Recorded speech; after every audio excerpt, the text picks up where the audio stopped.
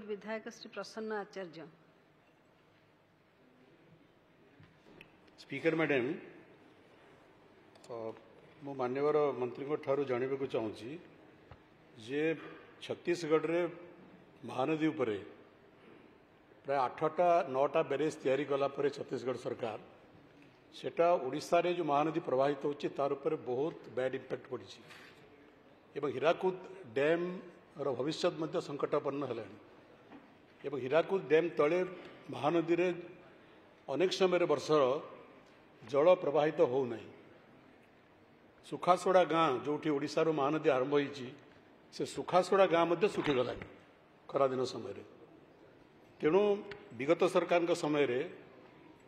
एक प्रस्ताव थिला जे हीराकुद डैम तले विभिन्न जगार आपणकर इनस्ट्रीम बैरेज गुड़ाक तैयारी करा जिवो एवं पानी सेटाकरे स्टोरेज करा जिवो। जेपरिक उदाहरण स्वरूप आपंकर खैरमाल गोटे प्रोजेक्ट थिला सोनपुर जिल्ला रे, बौद्ध जिल्लार गोकर्णेश्वर रे गोटे प्रोजेक्ट थिला। एपर अनेक प्रोजेक्टर विवरणी पूर्वतन सरकार तैयारी करथिले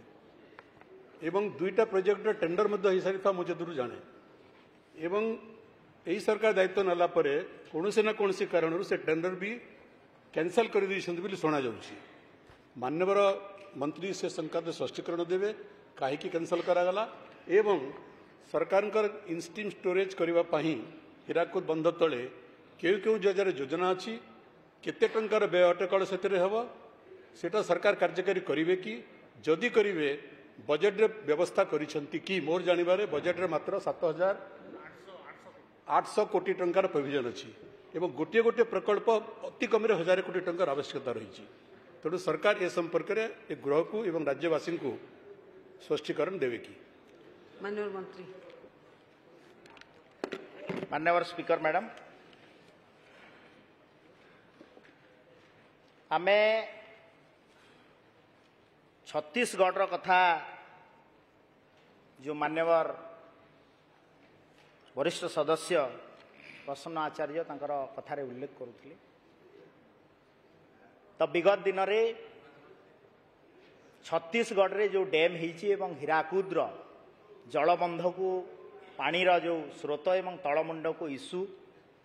ए हाउस रे मध्य अनेक बार डिस्कशन होईची एवं मु पुणी से 24 वर्ष को दोहराइबा को चाहू नहीं किंतु आपण माने केते केते डैम करथिले मान्यवर विरोधी दल नेता एवं अछंती मुख्यमंत्री थिले तांको समय रे आपण विगत दिन रे छत्तीसगढ़ जो पानी समस्या महानदी जो डैम एवं हीराकुद इश्यू को लेकिन केतेटा डैम करथिले निश्चित भाव में आपण पाखरे मध्य तथ्य थिबो एवं विगत